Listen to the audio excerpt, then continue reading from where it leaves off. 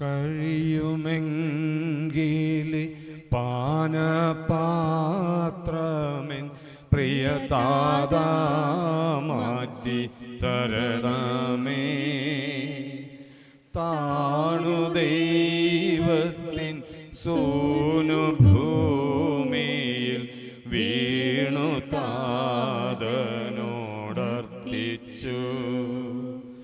കഴിയുമെങ്കിൽ പാനപാത്രമെൻ പ്രിയതാതാ മാറ്റി തരണമേ. താണു ദൈവത്തിൻ ഭൂനു ഭൂമിയിൽ വീണു താതനോടർത്തിച്ചു. മർത്യപാപങ്ങൾ വന്നുയർന്നൊരു മാമല തീർത്തു നിൽക്കവേ, ഭീതിയാൽ മൃദു മേനിയാകവേ രക്തധാരയിലാഴ്ന്നു പോ.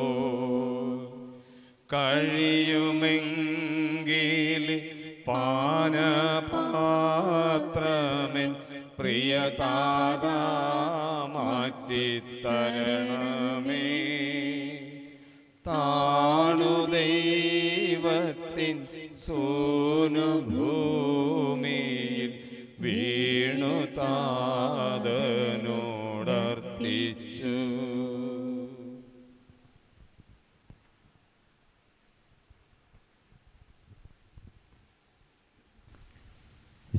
ഏറ്റവും സ്നേഹിക്കപ്പെടുന്നവരെ, കർത്താവിൻ്റെ സന്നിധിയിൽ കരങ്ങൾക്കൊപ്പം ഏറ്റവും അനുഗ്രഹദായകമായ ദിവസത്തിലേക്ക് നമ്മൾ പ്രവേശിച്ചിരിക്കുക. നമുക്കായി സ്നേഹത്തിൻ്റെ അർത്ഥം എഴുതിയ കർത്താവ്, എങ്ങനെ സ്നേഹിക്കണമെന്ന് പഠിപ്പിച്ച് ആ കുരിശിലെ ജീവിതം കൊണ്ട് പകർന്നു നൽകിയ കർത്താവ്, പകുത്തു നൽകാൻ പഠിപ്പിച്ച കർത്താവ്, തൻ്റെ തിരുശരീര രക്തങ്ങളാൽ നമുക്ക് നമ്മുടെ പാപങ്ങളെ കഴുകി വിശുദ്ധീകരിച്ച കർത്താവ്. യോഹന്നാന്റെ സുവിശേഷം 15-ാം അധ്യായം 13-ാം വാക്യം, സ്നേഹിതർക്ക് വേണ്ടി ജീവൻ ബലി കഴിക്കുന്നതിനേക്കാൾ വലിയ സ്നേഹമില്ല എന്ന് നമ്മളെ പഠിപ്പിച്ചു. ജീവൻ ബലി കഴിച്ച് നമ്മളെ സ്നേഹിച്ചു. പൂർണ്ണമായിട്ടെല്ലാം സമർപ്പിച്ചുകൊണ്ട്, എല്ലാ നിയോഗങ്ങളെയും സമർപ്പിച്ചുകൊണ്ട് ഏറ്റവും വിശുദ്ധമായ ഈ തിരുക്കർമ്മങ്ങളിലേക്ക് നമുക്ക് പ്രവേശിക്കാം. പിതാവിൻ്റെയും പുത്രൻ്റെയും പരിശുദ്ധാത്മാവിൻ്റെയും നാമത്തിൽ അത്യുന്നതങ്ങളിൽ ദൈവത്തിന് സ്തുതി. ഭൂമിയിൽ മനുഷ്യർക്ക് സമാധാനം പ്രത്യാശ എപ്പോഴും എന്നേക്കും. സ്വർഗ്ഗസ്ഥനായ പിതാവേ, അങ്ങയുടെ നാമം പൂജിതമാകണമേ, അങ്ങയുടെ രാജ്യം വരണമേ, അങ്ങ് പരിശുദ്ധൻ പരിശുദ്ധൻ പരിശുദ്ധൻ. സ്വർഗ്ഗസ്ഥനായ ഞങ്ങളുടെ പിതാവേ, അങ്ങയുടെ മഹത്വത്താൽ സ്വർഗ്ഗവും ഭൂമിയും നിറഞ്ഞിരിക്കുന്നു. മാലാഖമാരും മനുഷ്യരും അങ്ങ് പരിശുദ്ധൻ പരിശുദ്ധൻ പരിശുദ്ധൻ എന്നുദ്ഘോഷിക്കുന്നു. സ്വർഗ്ഗസ്ഥനായ ഞങ്ങളുടെ പിതാവേ, അങ്ങയുടെ നാമം പൂജിതമാകണമേ, അങ്ങയുടെ രാജ്യം വരണമേ, അങ്ങയുടെ തിരുമനസ്സ് സ്വർഗ്ഗത്തിലെ പോലെ ഭൂമിയിലുമാകണമേ. ഞങ്ങൾക്ക് ആവശ്യമായ ആഹാരം ഇന്ന് ഞങ്ങൾക്ക് തരണമേ. ഞങ്ങളുടെ കടക്കാരോട് ഞങ്ങൾ ക്ഷമിച്ചതുപോലെ ഞങ്ങളുടെ കടങ്ങളും പാപങ്ങളും ഞങ്ങളോടും ക്ഷമിക്കണമേ. ഞങ്ങളെ പ്രലോഭനത്തിൽ വീഴാനിടയാക്കരുതേ, ദുഷ്ടാരൂപിയിൽ നിന്ന് ഞങ്ങളെ രക്ഷിക്കണമേ. എന്തുകൊണ്ടെന്നാൽ രാജ്യവും ശക്തിയും മഹത്വവും എന്നേക്കും അങ്ങയുടേതാകുന്നു. ആമേൻ. നമുക്ക് പ്രാർത്ഥിക്കാം. സമാധാനം നമ്മോടുകൂടെ. മഹോന്നതനായ കർത്താവായ ദൈവമേ, അങ്ങേ ഞങ്ങൾ ആരാധിക്കുന്നു, വാഴ്ത്തുന്നു. മഹത്വപൂർണമായ ത്രിത്വത്തെ ഞങ്ങൾ എല്ലാ സമയം സ്തുതിക്കുന്നു. ഞങ്ങളുടെ രക്ഷകനായ മിശിഹ അനുഭവിച്ച പീഡകൾ ഭക്തിപൂർവ്വം ഞങ്ങൾ അനുസ്മരിക്കുന്നു. പാപത്തിന്റെയും മരണത്തിന്റെയും മേൽ മിശിഹ നേടിയ വിജയത്തിൽ ഞങ്ങളെയും പങ്കാളികളാക്കണമേ. അവിടുത്തെ പീഡാനുഭവത്തിന്റെയും മരണത്തിന്റെയും ഫലങ്ങൾ പ്രാപിക്കുവാൻ ഞങ്ങളെ അനുഗ്രഹിക്കണമേ. പിതാവും പുത്രനും പരിശുദ്ധാത്മാവുമായ സർവ്വേശ്വരാ എന്നേക്കും.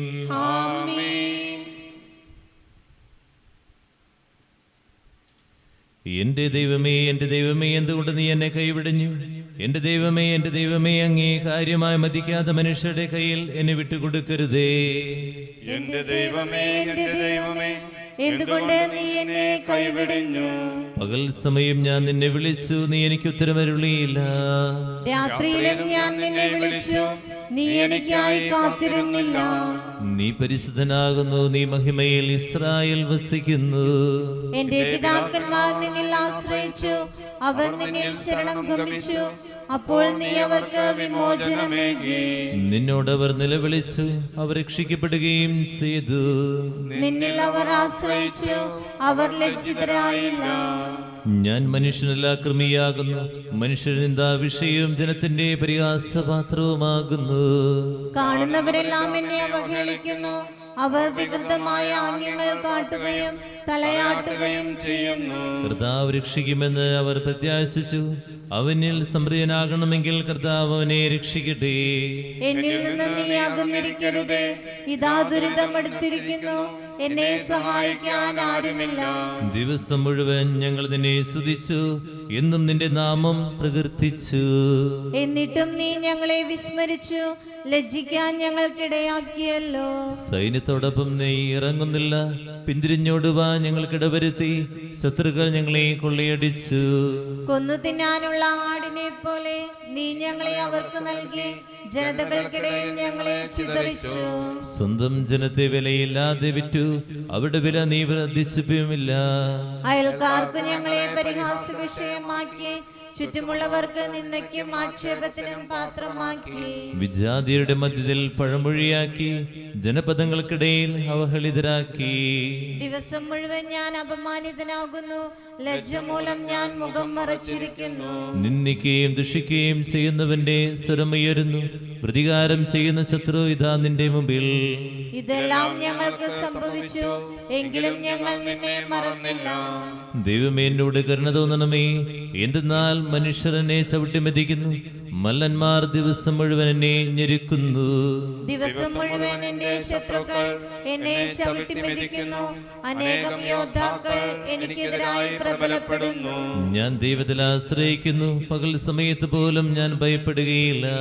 ദൈവത്തിൽ ഞാൻ അഭിമാനിക്കുന്നു, അവനിൽ ഞാൻ സമാശ്രയിക്കുന്നു. എനിക്ക് ഭയാശങ്കകളില്ല, മനുഷ്യന് എന്നോട് എന്ത് ചെയ്യാനാകും? അവർ ദിവസം മുഴുവനും എനിക്കെതിരായി ആലോചിക്കുന്നു, തിന്മ നിരൂപിക്കുന്നു. അവർ ഒളിച്ചിരിക്കുന്നു, എന്നെ ഭയപ്പെടുത്താൻ കാത്തിരിക്കുന്നു, എന്റെ കുതികാലുകളെ നിരീക്ഷിക്കുന്നു. അവനെ രക്ഷിക്കാൻ ആരുമില്ലെന്ന് അവർ വീമ്പിളക്കുന്നു. വിജാതിയുള്ള കോപത്തിൽ നീ അവരെ വിധിക്കണമേ. ദൈവമേ, നിന്നിലുള്ള വിശ്വാസം ഞാൻ അറിയിച്ചു. എന്റെ കണ്ണീരെല്ലാം തിരുസന്നിധിയിൽ സൂക്ഷിക്കണമേ. നിന്റെ ഗ്രന്ഥത്തിൽ അവ രേഖപ്പെടുത്തണമേ. നിനക്കുള്ള നേർച്ചകൾ ഞാൻ നിറവേറ്റും, കൃതജ്ഞതാബലി അർപ്പിക്കും. പരിശുദ്ധാത്മാവിനു സ്തുതി, ആദ്യം മുതൽ എന്നേക്കും ആമേൻ. എന്റെ ദൈവമേ, എന്തുകൊണ്ട് നീ എന്നെ കൈവിടിഞ്ഞു? എന്റെ ദൈവമേ, അങ്ങേ കാര്യമായി മതിക്കാത്ത മനുഷ്യരുടെ കയ്യിൽ എന്നെ വിട്ടുകൊടുക്കരുതേ. നമുക്ക് പ്രാർത്ഥിക്കാം. സമാധാനം നമ്മോടുകൂടെ. ഞങ്ങളുടെ കർത്താവായ ദൈവമേ, മനുഷ്യംശം നൽകിയ നന്മകൾക്കായി അങ്ങയുടെ മഹനീയ ത്രിത്വത്തിന്റെ ഉന്നതവും ഭാഗ്യപൂർണവും പരിശുദ്ധമായ നാമത്തിന് സ്തുതിയും ബഹുമാനവും കൃതജ്ഞതയും ആരാധന നിരന്തരം സമർപ്പിക്കുവാൻ ഞങ്ങൾ കടപ്പെട്ടവരാകുന്നു. പിതാവും പുത്രനും പരിശുദ്ധാത്മാവുമായ സർവേശ്വരാ എന്നേക്കും. സർവാധിപനാം കർത്താവേ, നിൻ സ്തുതികൾ പാടുന്നു. ഈശോനാഥ, വിനയമോടെ നിന്നെ നമിച്ച് പുകഴ്ത്തുന്നു. മർത്യനു നിത്യമഹോന്നതമാം ഉത്ഥാനം നീ അരുളുന്നു. അക്ഷയമവനുടെ ആത്മാവിൻ ഉത്തമ രക്ഷയുമേകുന്നു. നമുക്ക് പ്രാർത്ഥിക്കാം. സമാധാനം നമ്മോടുകൂടെ. എന്റെ കർത്താവേ, നീ സ്തുതിമായി ഞങ്ങളുടെ ശരീരങ്ങളെ അർപ്പിക്കുന്നവനും ആത്മാക്കളെ രക്ഷിക്കുന്നവനും ജീവനാദ്യം പരിപാലിക്കുന്നവനുമാകുന്നു. ഞങ്ങളെപ്പോഴും നിനക്ക് സ്തുതിയും ബഹുമാനവും കൃതജ്ഞതയും ആരാധന നിരന്തരം സമർപ്പിക്കുവാൻ കടപ്പെട്ടവരാകുന്നു. പിതാവും പുത്രനും പരിശുദ്ധാത്മാവുമായ സർവേശ്വരാ എന്നേക്കും. ശബ്ദമുയർത്തി പാടിടുവിൻ, സർവരും ഒന്നായി പാടിടുവിൻ. എന്നെന്നും ജീവിക്കും സർവേശ്വരനെ വാഴ്ത്തിടുവിൻ. പരിപാവനനാം സർവേശ, പരിപാവനനാം ബലവാനേ, പരിപാവനനാം അമർത്യനേ, കാരുണ്യം നീ ചൊരിയണമേ. നമുക്ക് പ്രാർത്ഥിക്കാം. സമാധാനം നമ്മോടുകൂടെ. വിശുദ്ധരിൽ സമ്പന്നനായി വസിക്കുന്ന പരിശുദ്ധനും സുദൃഹനും ബലവാനമർത്യനുമായ കർത്താവേ, അങ്ങയുടെ സ്വഭാവതനത്തെ വിധം എപ്പോഴും ഞങ്ങളെ കടാക്ഷിക്കുകയും അനുഗ്രഹിക്കുകയും ഞങ്ങളോട് കരുണ കാണിക്കുകയും ചെയ്യണമേ. പിതാവും പുത്രനും പരിശുദ്ധാത്മാവുമായ സർവീശ്വര എന്നേക്കും ആമേൻ. ഉൽപ്പത്തിയുടെ പുസ്തകത്തിലുള്ള വായന 22-ാം അധ്യായം 1 മുതൽ 19 വാക്യങ്ങൾ. കർത്താവെ ആശീർവദിക്കുന്നു. മിശിഹ സഹോദരനെ അനുഗ്രഹിക്കട്ടെ. പിന്നീട് ഒരിക്കൽ ദൈവം അബ്രാഹത്തെ പരീക്ഷിച്ചു. അബ്രാഹം അവിടുന്ന് വിളിച്ചു, ഇതാ ഞാൻ, അവൻ വിളിക്കേട്ടു. നീ സ്നേഹിക്കുന്ന നിന്റെ ഏകമകൻ ഇസ്ഹാക്കിനെയും കൂട്ടിക്കൊണ്ട് മോറിയ ദേശത്തേക്ക് പോവുക. അവിടെ ഞാൻ കാണിച്ചു തരുന്ന മലമുകളിൽ നീ അവനെ എനിക്കൊരു ദഹനബലിയായി അർപ്പിക്കണം. അബ്രാഹം അതിരാവിലെ എഴുന്നേറ്റ് കഴുതയ്ക്ക് ജീനിയിട്ട് 2 വേലക്കാരെയും മകൻ ഇസ്ഹാക്കിനെയും കൂട്ടി ബലിക്ക് വേണ്ട വിറകും കീറിയെടുത്ത് അവൻ പറഞ്ഞ സ്ഥലത്തേക്ക് പുറപ്പെട്ടു. 3-ാം ദിവസം അവൻ തലയുയർത്തി നോക്കിയപ്പോൾ അകലെ ആ സ്ഥലം കണ്ടു. അവൻ വേലക്കാരോട് പറഞ്ഞു, കഴുതയുമായി നിങ്ങൾ ഇവിടെ നിൽക്കുക, ഞാനും മകനും അവിടെ പോയി ആരാധിച്ച് തിരിച്ചു വരാം. അബ്രാഹം ദഹനബലിക്കുള്ള വിറകെടുത്ത് മകൻ ഇസ്ഹാക്കിന്റെ ചുമലിൽ വെച്ച് കത്തിയും തീയും അവൻ തന്നെ എടുത്തു. അവൻ ഒരുമിച്ച് മുന്നോട്ട് നടന്നു. ഇസ്ഹാക്ക് തന്റെ പിതാവായ അബ്രാഹത്തെ വിളിച്ചു, പിതാവേ, എന്താ മകനെ, ഞാൻ വിളി കേട്ടു. ഇസ്ഹാക്ക് പറഞ്ഞു, തീയും വിറകുമുണ്ടല്ലോ, എന്നാൽ ദഹനബലിക്കുള്ള കുഞ്ഞാട് എവിടെ? അവൻ മറുപടി പറഞ്ഞു, ബലിക്കുള്ള കുഞ്ഞാടിനെ ദൈവം തന്നെ തരും. അവനൊന്നിച്ച് മുമ്പോട്ട് പോയി. ദൈവം പറഞ്ഞു. സ്ഥലമെത്തിയപ്പോൾ അബ്രാഹം അവിടെ ഒരു ബലിപീഠം പണിതു. വിറക് അടുക്കി വെച്ച് ഇസ്ഹാക്കിനെ ബന്ധിച്ച് വിറകിന് മീതെ കിടത്തി. മകനെ ബലി കഴിക്കാൻ അബ്രാഹം കത്തി കയ്യിലെടുത്തു. തൽക്ഷണം കർത്താവിന്റെ ദൂതൻ ആകാശത്ത് നിന്ന് അബ്രാഹം, അബ്രാഹം എന്ന് വിളിച്ചു. ഇതാ ഞാൻ, അവൻ വിളി കേട്ടു. കുട്ടിയുടെ മേൽ കൈവയ്ക്കരുത്, അവനെ ഒന്നും ചെയ്യരുത്. നീ ദൈവത്തെ ഭയപ്പെടുന്നുവെന്ന് എനിക്കിപ്പോൾ ഉറപ്പായി. കാരണം നിന്റെ ഏകപുത്രനെ എനിക്ക് തരാൻ നീ മടി കാണിച്ചില്ല. അബ്രാഹം തലപൊക്കി നോക്കിയപ്പോൾ തന്റെ പിന്നിൽ മുടിച്ചെടികൾക്കുള്ളിൽ കൊമ്പുകൾക്കിടയിൽ ഒരു മുട്ടാടിനെ കണ്ടു. അവൻ അതിനെ മകന് പകരം ദഹനബലി അർപ്പിച്ചു. അബ്രാഹം ആ സ്ഥലത്ത് നിന്ന് യാഹ്വേയിൽ എന്ന് പേരിട്ടു. കർത്താവിന്റെ മലയിൽ അവിടുന്ന് വേണ്ടത് പ്രദാനം ചെയ്യുന്നുവെന്ന് ഇന്നിതുവരെ പറയപ്പെടുന്നു. കർത്താവിന്റെ ദൂതൻ ആകാശത്ത് നിന്ന് വീണ്ടും അബ്രാഹത്തെ വിളിച്ചു പറഞ്ഞു, കർത്താവ് അരുളി ചെയ്യുന്നു, നീ നിന്റെ ഏകപുത്രനെ പോലും എനിക്ക് തരാൻ മടി കാണിക്കുക കൊണ്ട് ഞാൻ ശബ്ദം ചെയ്യുന്നു. ഞാൻ നിന്റെ സമൃദ്ധമായി അനുഗ്രഹിക്കും. നിന്റെ സന്തതികളെ ആകാശത്തിലെ നക്ഷത്രങ്ങൾ പോലെയും കടൽ തീരത്തിലെ മണൽത്തരി പോലെയും ഞാൻ വർദ്ധിപ്പിക്കും. ശത്രുവിന്റെ നഗര കവാടങ്ങൾ ഞാൻ പിടിച്ചെടുക്കും. നീ എൻ്റെ വാക്ക് അനുസരിച്ചുകൊണ്ട് നിന്റെ സന്തതികളുടെ ലോകത്തിലെ ജനതകളെല്ലാം അനുഗ്രഹിക്കപ്പെടും. അബ്രാഹം എഴുന്നേറ്റ് തന്റെ വേലക്കാരുടെ അടുത്തേക്ക് ചെന്നു. അവരൊന്നിച്ച് ബേർഷബയിലേക്ക് തിരിച്ചുപോയി. അബ്രാഹം ബേർഷബയിൽ പാർത്തു.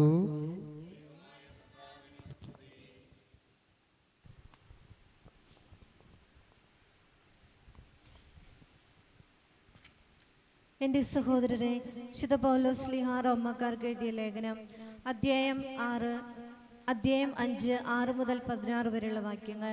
കർത്താവെ ആശീർവദിക്കണമേ.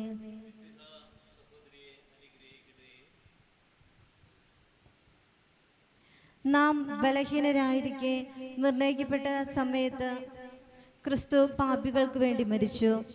നീതിമാനു വേണ്ടി പോലും ആരെങ്കിലും മരിക്കുക പ്രയാസമാണ്.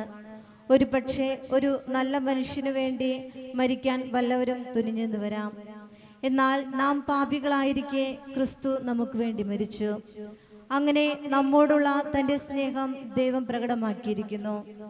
ആകയാൽ ഇപ്പോൾ അവന്റെ രക്തത്താൽ നീതീകരിക്കപ്പെട്ട നാം അവൻ മൂലം ക്രോധത്തിൽ നിന്ന് രക്ഷിക്കപ്പെടുമെന്നത് തീർച്ചയാണല്ലോ. നാം ശത്രുക്കളായിരുന്നപ്പോൾ അവിടുത്തെ പുത്രന്റെ മരണത്താൽ ദൈവവുമായി രമ്യതപ്പെട്ടുവെങ്കിൽ രമ്യതപ്പെട്ടതിനു ശേഷം അവന്റെ ജീവൻ മൂലം രക്ഷിക്കപ്പെടുമെന്നതും തീർച്ച.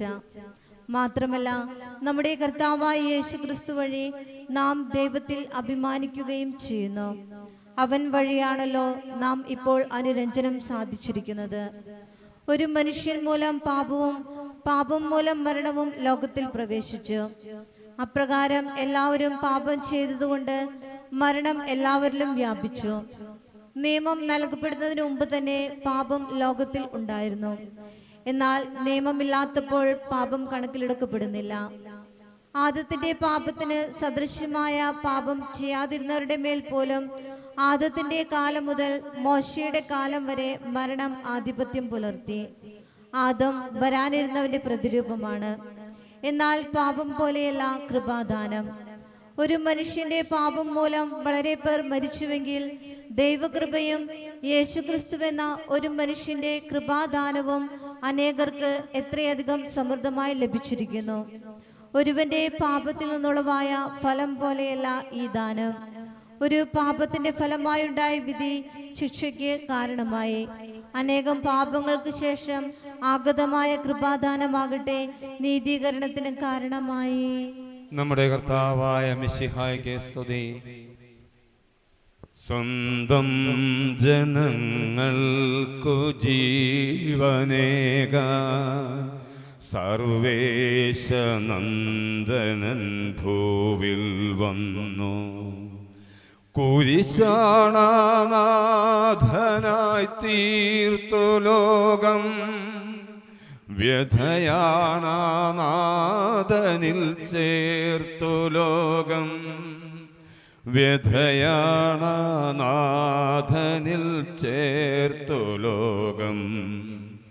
ഇരുളിൽ പ്രകാശം തെളിച്ചു കാട്ടാൻ പരമപ്രകാശം കനിഞ്ഞിറങ്ങി.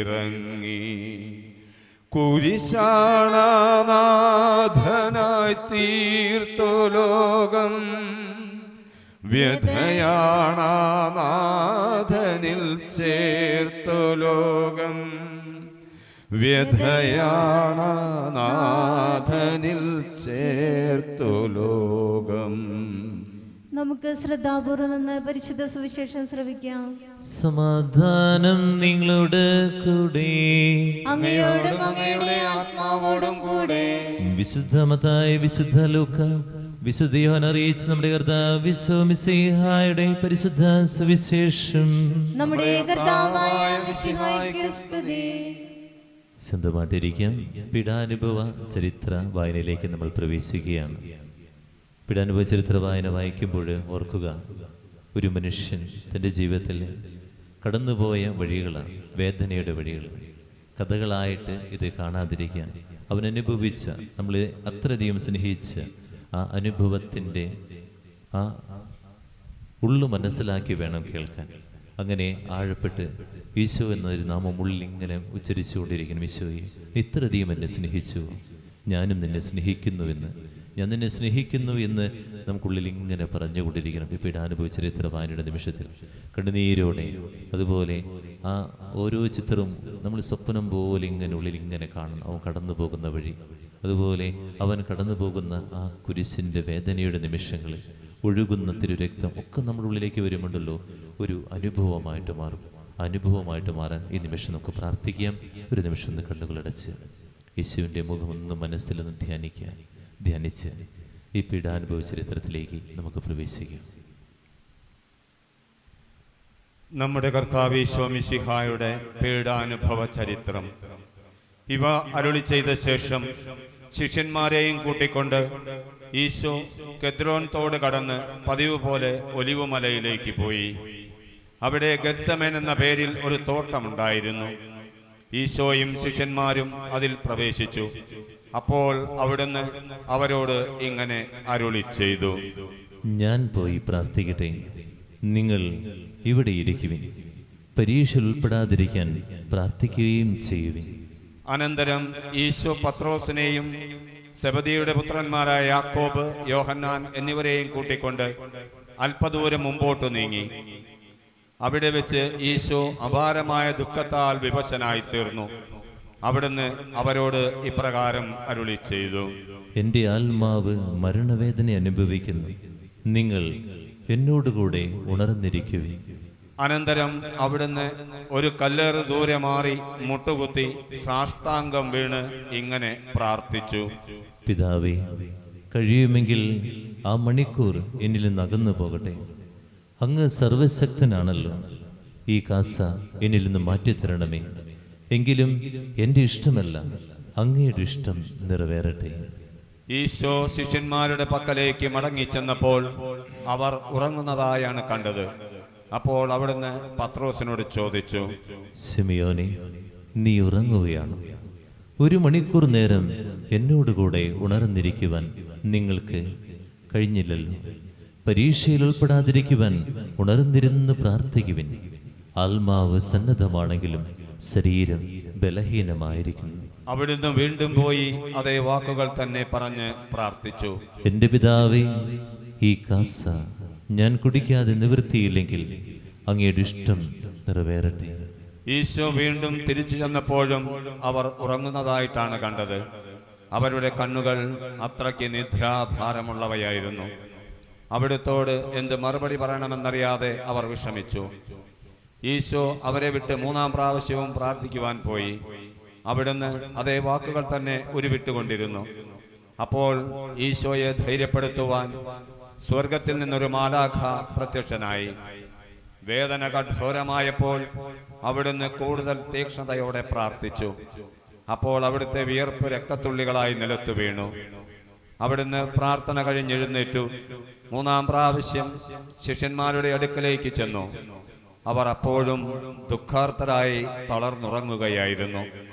അവിടുന്ന് അവരോട് അരുളി ചെയ്തു, ഇപ്പോഴും നിങ്ങൾ ഉറങ്ങി വിശ്രമിക്കുകയാണ്. ഇത് മനുഷ്യപുത്രൻ പാപികളുടെ കയ്യിൽ ഏൽപ്പിക്കപ്പെടുവാനുള്ള സമയമായി. എഴുന്നേൽക്കുവിൻ, നമുക്ക് പോകാം. എന്നെ ഒറ്റിക്കൊടുക്കുന്നവൻ എത്തിക്കഴിഞ്ഞു. അവിടുത്തെ ഒറ്റിക്കൊടുത്ത യൂദാസിന് ആ സ്ഥലം അറിയാമായിരുന്നു.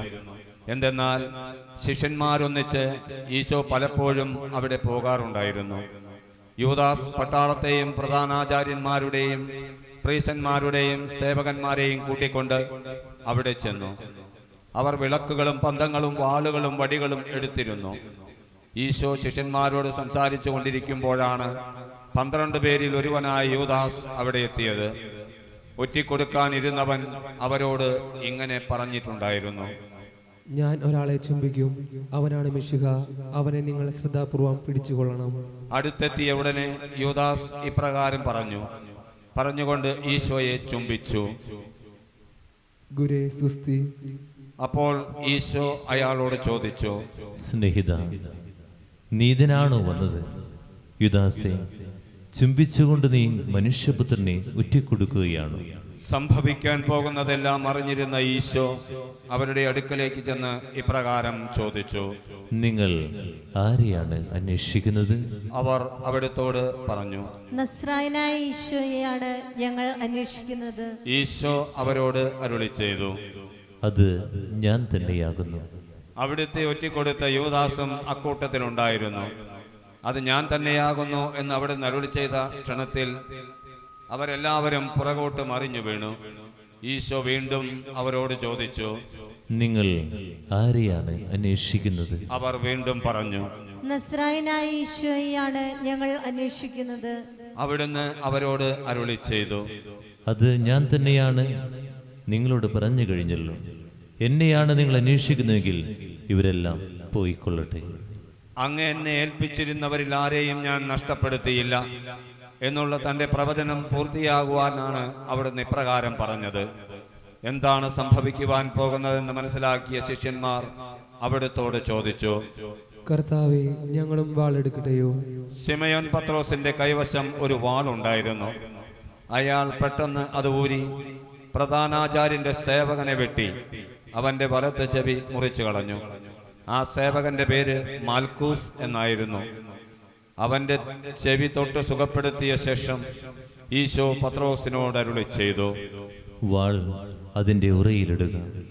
വാളെടുക്കുന്നവൻ വാളാൽ തന്നെ മരിക്കും.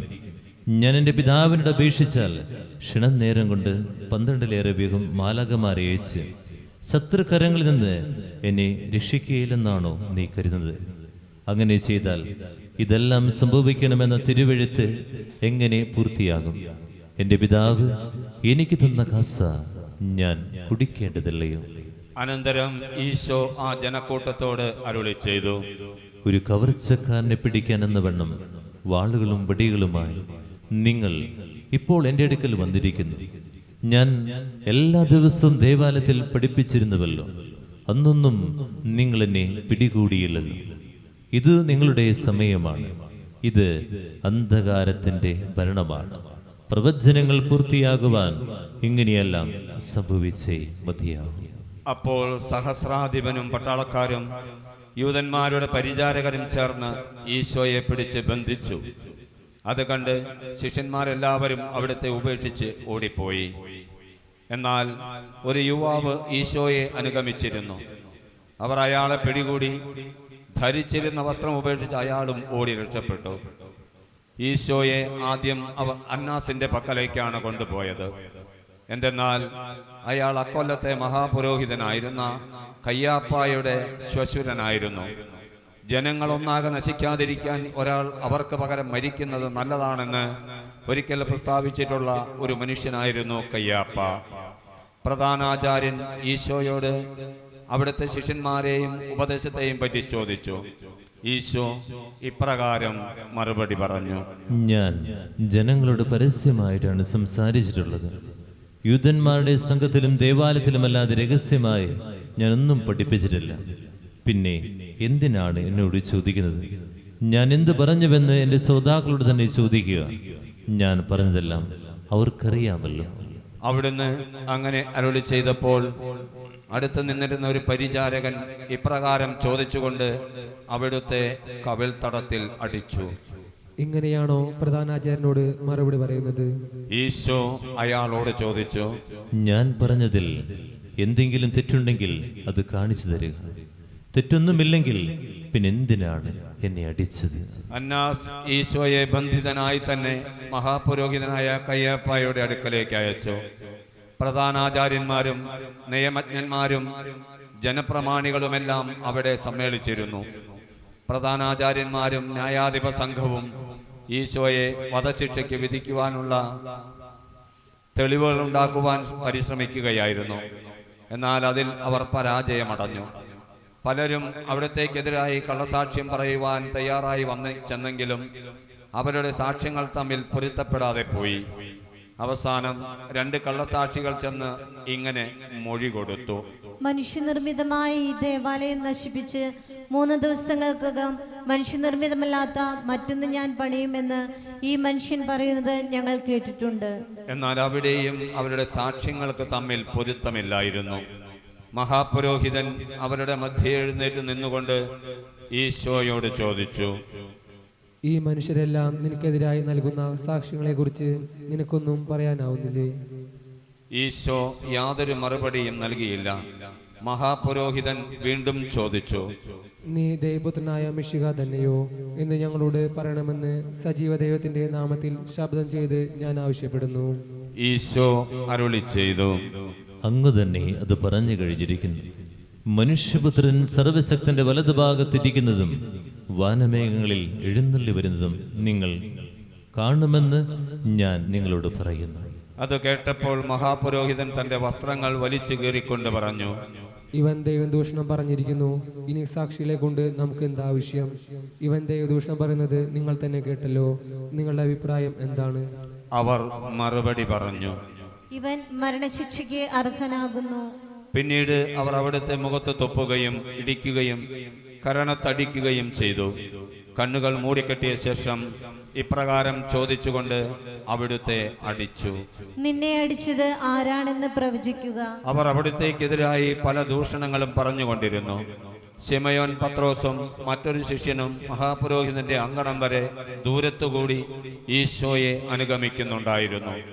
ആ ശിഷ്യൻ മഹാപുരോഹിതനെ പരിചയമുണ്ടായിരുന്നതിനാൽ ഈശോയോടുകൂടെ മഹാപുരോഹിതന്റെ നടുമുറ്റത്ത് പ്രവേശിക്കുവാൻ സാധിച്ചു. എന്നാൽ പത്രോസ് പുറത്ത് വാതിൽക്കൽ നിൽക്കുന്നുണ്ടായിരുന്നു. അതിനാൽ മഹാപുരോഹിതനെ പരിചയമുണ്ടായിരുന്ന മറ്റേ ശിഷ്യൻ ചെന്ന് വാതിൽ കാവൽക്കാരിയോട് ശുപാർശ ചെയ്തു. ശിമയോൻ പത്രോസിനെയും അകത്ത് പ്രവേശിപ്പിച്ചു. ആ വാതിൽ കാവൽക്കാരി ശിമയോനോട് ചോദിച്ചു: താനും ആ മനുഷ്യന്റെ ഒരു ശിഷ്യനല്ലയോ? പെട്ടെന്ന് അയാൾ മറുപടി പറഞ്ഞു: ഞാൻ ആ മനുഷ്യന്റെ ശിഷ്യനല്ല. കാര്യങ്ങൾ എങ്ങനെ അവസാനിക്കുമെന്ന് കാണാനായി ശിമയോൻ ഭൃത്യന്മാരോടുകൂടെ അകത്ത് കാത്തിരുന്നു. കുളിരായിരുന്നതിനാൽ ഭൃത്യന്മാരും സേവകന്മാരും തീ കൂട്ടി കാഞ്ഞുകൊണ്ടിരുന്നു. ശിമയോനും അവരുടെ കൂടെ തീ കായുകയായിരുന്നു. അപ്പോൾ മഹാപുരോഹിതന്റെ ഒരു പരിചാരിക ആ വഴി വന്നു. അവൾ ശിമയോനെ സൂക്ഷിച്ചു നോക്കിയ ശേഷം ഇങ്ങനെ ചോദിച്ചു, താനും നസ്രായനായ ഈശോയുടെ കൂടെ ഉണ്ടായിരുന്നവനല്ലേ? എല്ലാവരുടെയും മുമ്പിൽ വെച്ച് പത്രോസ് നിഷേധിച്ചു പറഞ്ഞു, നീ പറയുന്നത് എനിക്ക് മനസ്സിലാകുന്നില്ല. ഞാൻ ആ മനുഷ്യനെ അറിയുകയില്ല. അനന്തരം അയാൾ പടിവാതിൽക്കലേക്ക് പോയി. അപ്പോൾ കോഴി കൂവി. അല്പം കഴിഞ്ഞ് അവിടെ നിന്നിരുന്നവർ അടുത്ത് ചെന്ന് പത്രോസിനോട് പറഞ്ഞു, താനും അവരുടെ കൂടെയുള്ളവൻ തന്നെ, സംശയമില്ല. തന്റെ സംസാര രീതി തന്നെ അത് തെളിയിക്കുന്നു. അപ്പോൾ ശിമയോൻ പത്രോസ് സത്യം ചെയ്ത് ആണയിട്ട് ഇങ്ങനെ പറഞ്ഞു, ഞാൻ ആ മനുഷ്യനെ അറിയുകയില്ല.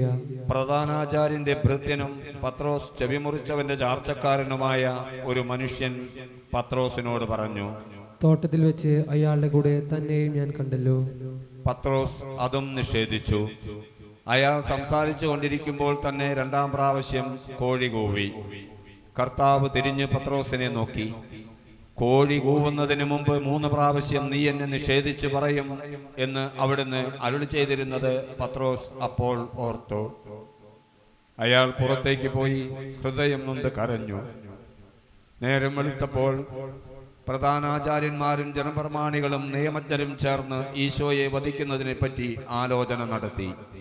ന്യായാധിപ സംഘത്തിന് മുമ്പാകെ അവിടുത്തെ ഹാജരാക്കിയ ശേഷം അവർ അവിടുത്തോട് ഇപ്രകാരം പറഞ്ഞു, നീ മിശിഹായാണെങ്കിൽ അക്കാര്യം ഞങ്ങളോട് തുറന്നു പറയുക.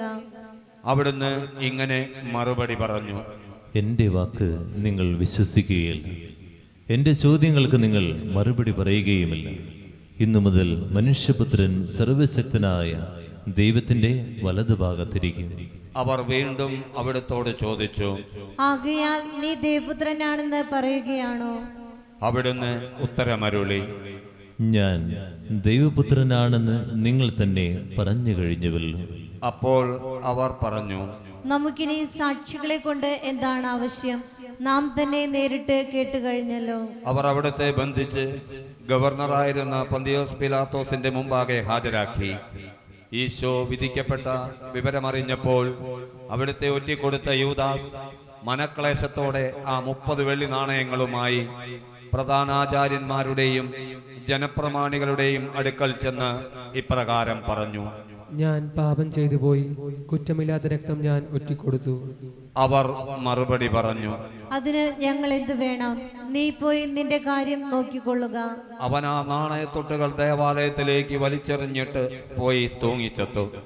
പ്രധാനാചാര്യന്മാരും ആ നാണയത്തൊട്ടുകൾ പെറുക്കിയെടുത്തിട്ട് ഇപ്രകാരം പറഞ്ഞു, ഇത് രക്തത്തിന്റെ വിലയാകിയാൽ നേർച്ചപ്പെട്ടിയിലിടുന്നത് ശരിയല്ല. അവർ കൂടിയാലോചിച്ച ശേഷം ആ പണം കൊടുത്ത് വിദേശികളെ സംസ്കരിക്കുവാൻ ഒരു കുശവന്റെ പറമ്പ് വാങ്ങി. ആ സ്ഥലം ഇന്നും രക്തപ്പറമ്പ് എന്ന പേരിലാണ് അറിയപ്പെടുന്നത്. വിലപ്പെട്ടവന്റെ വിലയായി ഇസ്രായേൽക്കാർ കണക്കാക്കിയ 30 വെള്ളി നാണയം എടുത്ത് അവർ എന്നോട് കൽപ്പിച്ചതുപോലെ അവർ കുശവന്റെ പറമ്പിന് കൊടുത്തു എന്നുള്ള ജെറമിയാസിന്റെ പ്രവചനം അങ്ങനെ പൂർത്തിയായി. നേരം പുലർച്ചെയായപ്പോൾ അവർ ഈശോയെ കയ്യാപ്പായുടെ ഭവനത്തിൽ നിന്ന് ഗവർണറുടെ കൊട്ടാരത്തിലേക്ക് കൊണ്ടുപോയി. അശുദ്ധരാകാതെ പെസഹ ഭക്ഷിക്കേണ്ടിയിരുന്നതിനാൽ അവരാരും കൊട്ടാരത്തിലേക്ക് പ്രവേശിച്ചില്ല. അതിനാൽ പീലാത്തോസ് പുറത്തേക്കിറങ്ങിച്ചെന്ന് അവരോട് ചോദിച്ചു, എന്ത് കുറ്റമാണ് നിങ്ങൾ ഈ മനുഷ്യന്റെ മേൽ ആരോപിക്കുന്നത്? അതിന് അവർ ഇങ്ങനെ മറുപടി പറഞ്ഞു, കുറ്റക്കാരനല്ലായിരുന്നുവെങ്കിൽ ഞങ്ങൾ അയാളെ അങ്ങയുടെ സമക്ഷം ഹാജരാക്കുകയില്ലായിരുന്നു. പീലാത്തോസ് അവരോട് പറഞ്ഞു, അങ്ങനെയെങ്കിൽ നിങ്ങൾ തന്നെ അയാളെ കൊണ്ടുപോയി നിങ്ങളുടെ നിയമമനുസരിച്ച് വിസ്തരിച്ചുകൊള്ളുവിൻ. ഉടനെ യൂതന്മാർ പീലാത്തോസിനോട് പറഞ്ഞു, ആർക്കും മരണശിക്ഷ നൽകുവാൻ ഞങ്ങൾക്ക് അധികാരമില്ലല്ലോ. എങ്ങനെയാണ് താൻ മരിക്കാൻ പോകുന്നതെന്ന് സൂചിപ്പിച്ചുകൊണ്ട് ഒരിക്കൽ ഈശോ പറഞ്ഞ വാക്കുകൾ അങ്ങനെ നിറവേറുകയായിരുന്നു. അനന്തരം അവർ ഈശോയുടെ മേൽ ഓരോ കുറ്റങ്ങൾ ആരോപിച്ചു തുടങ്ങി. ഇയാൾ ജനങ്ങളെ വഴിതെറ്റിക്കുകയും സീസറിന് കപ്പം കൊടുക്കുന്നത് തടയുകയും താൻ രാജാവായ മിശിഹായാണെന്ന് പറയുകയും ചെയ്തതായി ഞങ്ങൾക്കറിയാം. അപ്പോൾ പീലാത്തോസ് അകത്തേക്ക് പോയി ഈശോയെ വിളിച്ച് ഇപ്രകാരം ചോദിച്ചു, നിങ്ങൾ യൂതന്മാരുടെ രാജാവാണോ? ഈശോ അരുളി ചെയ്തു, ഇത് അങ്ങ് സ്വയം ചോദിക്കുന്നുവോ, മറ്റുള്ളവർ എന്നെപ്പറ്റി പറഞ്ഞതുകൊണ്ട് ചോദിക്കുന്നു? മറുപടിയായി പീലാത്തോസ് ചോദിച്ചു, ഞാൻ ഒരു യൂതനല്ലല്ലോ. നിങ്ങളുടെ ആളുകളും പ്രധാനാചാര്യന്മാരുമല്ലേ നിങ്ങളെ എൻ്റെ മുമ്പിൽ ഹാജരാക്കിയത്. നിങ്ങൾ എന്ത് കുറ്റമാണ് ചെയ്തത്? അപ്പോൾ ഈശോ അരുളി ചെയ്തു, എന്റെ രാജ്യം ഐഹികമല്ല. ആയിരുന്നുവെങ്കിൽ ഞാൻ യുദ്ധന്മാരുടെ കൈകളിൽ വീഴാതിരിക്കുവാൻ എൻ്റെ സേവകന്മാർ യുദ്ധം ചെയ്യുമായിരുന്നു. എൻ്റെ രാജ്യം ഇവിടെയല്ല. പീലാത്തോസ് വീണ്ടും ചോദിച്ചു, അപ്പോൾ നിങ്ങൾ ഒരു രാജാവ് തന്നെയാണെന്നോ? ഈശോ ഉത്തരമരുളി, ഞാൻ രാജാവാണെന്ന് അങ്ങ് തന്നെ പറഞ്ഞു. സത്യത്തിന് സാക്ഷ്യം വഹിക്കുന്നവനാണ് ഞാൻ ജനിച്ചിരിക്കുന്നത്. അതിനുവേണ്ടി തന്നെയാണ് ഞാൻ ലോകത്തിലേക്ക് വന്നിരിക്കുന്നത്. സത്യത്തോട് ചേർന്ന് നിൽക്കുന്നവരെല്ലാം എൻ്റെ ശബ്ദം കേൾക്കുന്നു. അപ്പോൾ പീലാത്തോസ് ചോദിച്ചു, സത്യം എന്താകുന്നു? ചോദ്യം കഴിഞ്ഞ് ഉടൻ തന്നെ അദ്ദേഹം യൂതന്മാരുടെ നേരെ തിരിഞ്ഞ് പ്രധാനാചാര്യന്മാരോടും ജനസമൂഹത്തോടും ഇങ്ങനെ പറഞ്ഞു, ഞാൻ ഈ മനുഷ്യനിൽ കുറ്റമൊന്നും കാണുന്നില്ല. അവർ വീണ്ടും ഈശോയിൽ കുറ്റം ആരോപിച്ചു തുടങ്ങി. ഇയാൾ ഗലീല മുതൽ ഇവിടെ വരെ യൂദയ രാജ്യത്തിലെങ്ങും പ്രസംഗിച്ച് ജനങ്ങളെ പ്രക്ഷോഭത്തിന് പ്രേരിപ്പിക്കുന്നു. ഗലീല എന്ന് കേട്ട ഉടനെ പീലാത്തോസ് ചോദിച്ചു, ഈ മനുഷ്യൻ ഗലീലക്കാരനാണോ? ഈശോ ഹെറോദേസിന്റെ അധികാര സീമയിൽപ്പെട്ടവനാണെന്നറിഞ്ഞപ്പോൾ പീലാത്തോസ് അവിടുത്തെ ഹെറോദേസിന്റെ പക്കലേക്ക് അയച്ചു. അദ്ദേഹം അന്ന് ജെറുസലത്തുണ്ടായിരുന്നു. ഈശോയെ കണ്ടപ്പോൾ ഹെറോദേസ് വളരെ സന്തോഷിച്ചു. അദ്ദേഹം ഈശോയെക്കുറിച്ച് പലതും കേട്ടിട്ടുണ്ടായിരുന്നു. അവിടുത്തെ ഒന്ന് കാണാൻ ആഗ്രഹിച്ചിരിക്കുകയായിരുന്നു. അവിടുന്ന് എന്തെങ്കിലും ഒരു അത്ഭുതം പ്രവർത്തിക്കുന്നത് കാണാമെന്ന് അദ്ദേഹം പ്രതീക്ഷിച്ചു. ഹെറോദേസ് ഈശോയോട് പലതും ചോദിച്ചു, എന്നാൽ അവിടുന്ന് ഒരു മറുപടിയും പറഞ്ഞില്ല. അവിടെയും പ്രധാനാചാര്യന്മാരും നിയമജ്ഞരും ഈശോയ്ക്കെതിരായ ഓരോ ആരോപണങ്ങൾ ഉന്നയിച്ചുകൊണ്ടിരുന്നു. അവസാനം ഹെറോദേസും പടയാളികളും കൂടി അവിടുത്തെ നിന്ദിച്ച് പരിഹസിക്കുകയും വിലയേറിയ ഒരു വസ്ത്രം ധരിപ്പിച്ച് പീലാത്തോസിന്റെ പക്കലേക്ക് തിരിച്ചയക്കുകയും ചെയ്തു.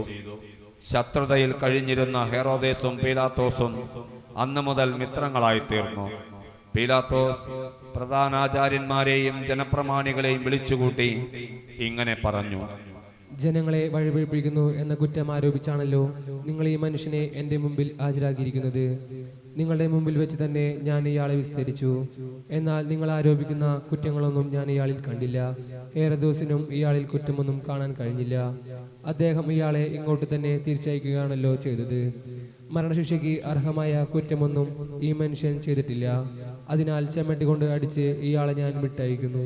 എല്ലാ പെസഹ തിരുനാളിലും ജനങ്ങൾ ആഗ്രഹിക്കുന്ന ഒരു തടവുകാരനെ ഗവർണർ മോചിപ്പിക്കുക പതിവായിരുന്നു.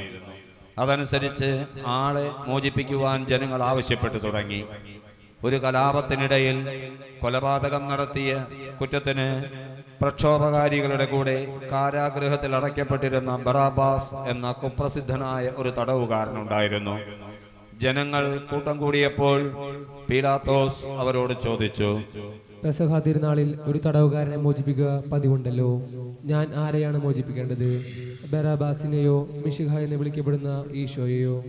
അവർ ഈശോയെ പിടിച്ചേൽപ്പിച്ചത് അവരുടെ അസൂയ കൊണ്ടാണെന്ന് അദ്ദേഹത്തിന് അറിയാമായിരുന്നു. പീലാത്തോസ് ന്യായാസനത്തിൽ ഇരിക്കുമ്പോൾ അദ്ദേഹത്തിന്റെ ഭാര്യ ആളയച്ച് ഇപ്രകാരം അറിയിച്ചു, ആ നീതിമാനെ ഒന്നും ചെയ്യരുത്. അദ്ദേഹത്തെ പ്രതി സ്വപ്നത്തിൽ ഞാൻ വളരെ വേദന അനുഭവിച്ചു.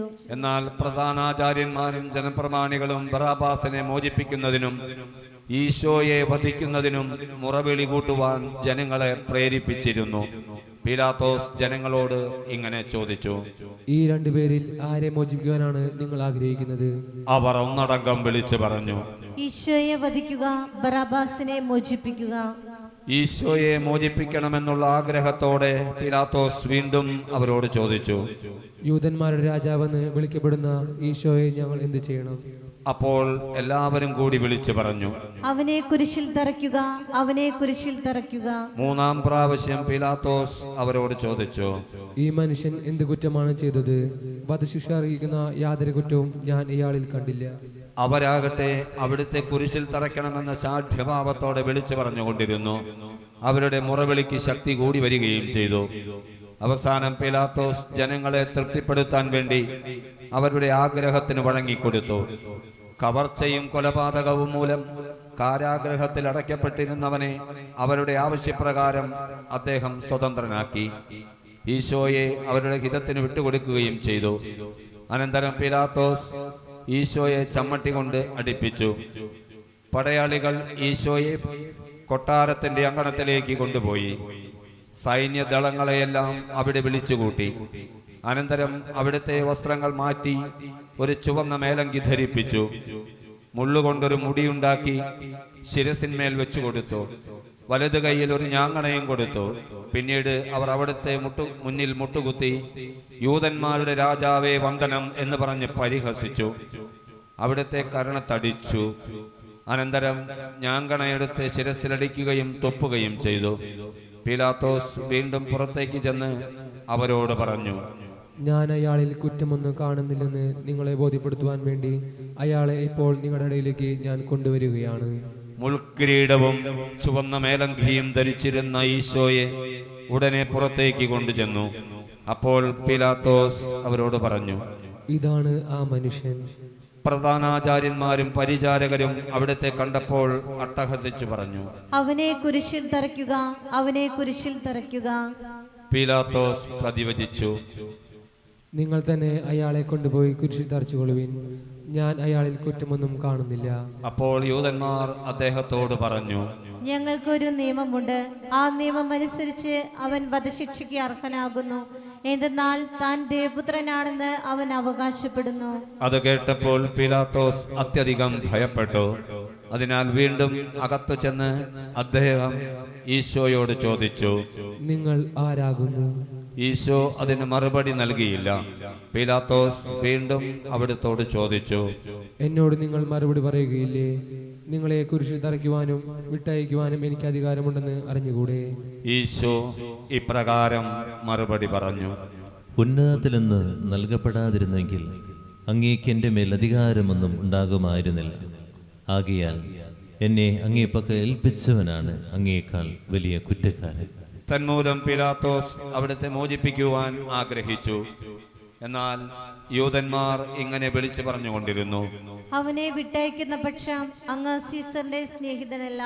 സ്വയം രാജാവാകുവാൻ ശ്രമിക്കുന്നവരെല്ലാം സീസറിന്റെ ശത്രുക്കളാകുന്നു. അത് കേട്ടപ്പോൾ പീലാത്തോസ് വീണ്ടും ഈശോയെ പുറത്തേക്ക് കൊണ്ടുചെന്നു. ഹീബ്രു ഭാഷയിൽ ഗബാത്ത എന്ന് പറയുന്ന കൽത്തളത്തിൽ അദ്ദേഹം ഉപവിഷ്ടനായി. അന്ന് പെസഹ വെള്ളിയാഴ്ചയായിരുന്നു. സമയം ഏകദേശം 12 മണിയായി. പീലാത്തോസ് യൂതന്മാരോട് പറഞ്ഞു, ഇതാ നിങ്ങളുടെ രാജാവ്. അത് കേട്ടപ്പോൾ അവർ ഉച്ചത്തിൽ വിളിച്ചു പറഞ്ഞു, അവനെ കൊണ്ടുപോയി കുരിശിൽ തറയ്ക്കുക. പീലാത്തോസ് അവരോട് ചോദിച്ചു, എന്ത്? നിങ്ങളെ രാജാവിനെ ഞാൻ കുരിശിൽ തറയ്ക്കണമെന്നോ? അതിന് പ്രധാനാചാര്യന്മാരാണ് മറുപടി പറഞ്ഞത്, സീസറല്ലാതെ ഞങ്ങൾക്ക് മറ്റൊരു രാജാവില്ല. തന്റെ പരിശ്രമമെല്ലാം നിഷ്ഫലമാവുകയാണെന്നും കലഹം വർദ്ധിക്കുവാനാണ് സാധ്യതയെന്നും പീലാത്തോസിന് മനസ്സിലായി. അതിനാൽ അദ്ദേഹം വെള്ളമെടുത്ത് ജനങ്ങളുടെ മുമ്പിൽ വെച്ച് കൈകൾ കഴുകിക്കൊണ്ട് പറഞ്ഞു, ഈ നീതിമാന്റെ രക്തത്തിൽ എനിക്ക് പങ്കില്ല. അത് കേട്ട് ജനങ്ങൾ വിളിച്ചു പറഞ്ഞു, അവന്റെ രക്തം ഞങ്ങളുടെ മേലും ഞങ്ങളുടെ സന്താനങ്ങളുടെ മേലും വീണുകൊള്ളട്ടെ. പീലാത്തോസ് ഉടനെ ഈശോയെ ക്രൂശിക്കുവാനായി അവർക്ക് ഏൽപ്പിച്ചു കൊടുത്തു. അവർ അവിടുത്തെ പിടിച്ച് ചുവന്ന മേലങ്കി മാറ്റി സ്വന്തം വസ്ത്രങ്ങൾ ധരിപ്പിച്ചു കുരിശിൽ തറയ്ക്കുവാൻ കൊണ്ടുപോയി. അവിടുന്ന് കുരിശും ചുമന്നുകൊണ്ട് കപാലം എന്ന സ്ഥലത്തേക്ക് നടന്നു. ഹീബ്രു ഭാഷയിൽ അത് ഗാഗുൽത്ത എന്ന പേരിലാണ് അറിയപ്പെടുന്നത്. വഴിക്ക് വെച്ച് അവർ സൈറീൻകാരനായ ഒരു മനുഷ്യനെ കണ്ടുമുട്ടി. അയാളുടെ പേർ ശിമയോൻ എന്നായിരുന്നു. അലക്സാണ്ടറിന്റെയും റൂഫസിന്റെയും പിതാവായ മനുഷ്യൻ വയലിൽ നിന്ന് വരികയായിരുന്നു. ഈശോയുടെ കുരിശ് ചുമക്കുവാൻ അവർ അയാളെ നിർബന്ധിക്കുകയും അത് വഹിച്ചുകൊണ്ട് പുറകെ ചെല്ലുവാൻ അത് അയാളുടെ മേൽ വെച്ചു കൊടുക്കുകയും ചെയ്തു. വലിയൊരു ജനക്കൂട്ടം ഈശോയെ അനുഗമിച്ചു. അവിടുത്തെ കുറിച്ച് കരയുകയും പ്രലപിക്കുകയും ചെയ്യുന്നത് അനേകം സ്ത്രീകളും അക്കൂട്ടത്തിലുണ്ടായിരുന്നു. അവിടുന്ന് അവരുടെ നേരെ തിരിഞ്ഞ് ഇങ്ങനെ അരുളി ചെയ്തു: ജെറുസലേം പുത്രിമാരെ, നിങ്ങൾ എന്നെ പ്രതി കരയണ്ട. നിങ്ങളെയും നിങ്ങളുടെ കുഞ്ഞുങ്ങളെയും ഓർത്ത് കരയുവിൻ. വന്ധ്യകൾക്കും ഗർഭം ധരിക്കാത്ത ഉദരങ്ങൾക്കും പാലൂട്ടാത്ത പയോധരങ്ങൾക്കും ഭാഗ്യമെന്ന് മനുഷ്യൻ പറയുന്ന കാലം വരുന്നു. അന്ന് അവർ പർവ്വതങ്ങളോട് ഞങ്ങളുടെ മേൽ വീഴുവിൻ എന്നും മലയോട് ഞങ്ങളെ മൂടുവിനെന്നും പറഞ്ഞു തുടങ്ങും. പച്ചമരത്തോട് ഇതാണ് ചെയ്യുന്നതെങ്കിൽ ഉണക്കമരത്തിന് എന്താണ് സംഭവിക്കുക? വധിക്കപ്പെടുവാനുള്ള 2 കുറ്റവാളികളെയും ഈശോയുടെ കൂടെ അവർ കൊണ്ടുപോയിരുന്നു. ഗാഗുൽത്തായിലെത്തിയപ്പോൾ മീറ കലർത്തിയ വീഞ്ഞ് അവിടത്തേക്ക് കുടിക്കാൻ കൊടുത്തു. അവിടുന്ന് അത് രുചിച്ചു നോക്കി, എങ്കിലും കുടിച്ചില്ല. അനന്തരം അവർ ഈശോയെ കുരിശിൽ തറച്ചു. വലത്തും ഇടത്തുമായി 2 കള്ളന്മാരെയും കുരിശിൽ തറച്ചു. ദുഷ്ടന്മാരുടെ കൂടെ അവിടുന്ന് എണ്ണപ്പെട്ടു എന്ന തിരുവെഴുത്ത് അങ്ങനെ നിറവേറുകയും ചെയ്തു. നമുക്കെല്ലാവർക്കും മുട്ടുകളും അടക്കം കരങ്ങൾ കൂപ്പാം.